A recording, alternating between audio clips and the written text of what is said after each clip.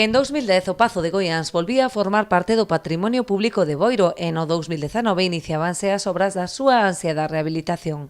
Tras máis de 2 anos e medio de traballo, o edificio principal e a finca locen xa a súa mellor cara, tal e como puideron comprobar os boirenses que asistiron ao acto inaugural ou á Romaría das Letras que este ano xa se puido volver celebrar no Pazo.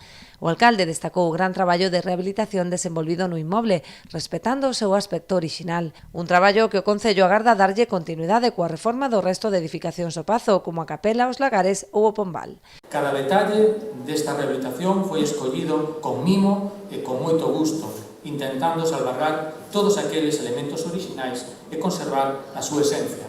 As portas, as ventás, as lousas do chan son unhas copias das orixinais. Quero facer unha mención especial ao empeño e interese dos traballadores e traballadoras que realizaron por coidar estes pequenos detalles que hoxe temos á nosa vista.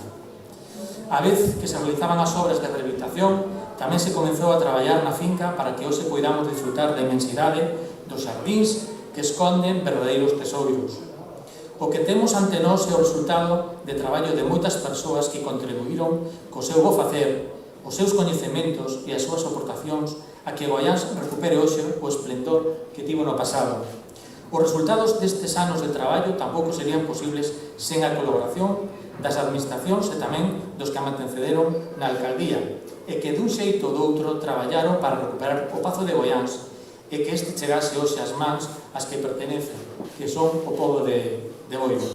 O acto contou tamén coa asistencia do deputado provincial de Cultura, Xurxo Couto, quen destacou o gran resultado da rehabilitación deste espazo, que a partir de agora encherase de contido. Magnífico espazo este, agardamos que se encha de vida e de cultura nos próximos semanas e que sexa un corazón, un motor donde a cultura se viva día a día neste concello.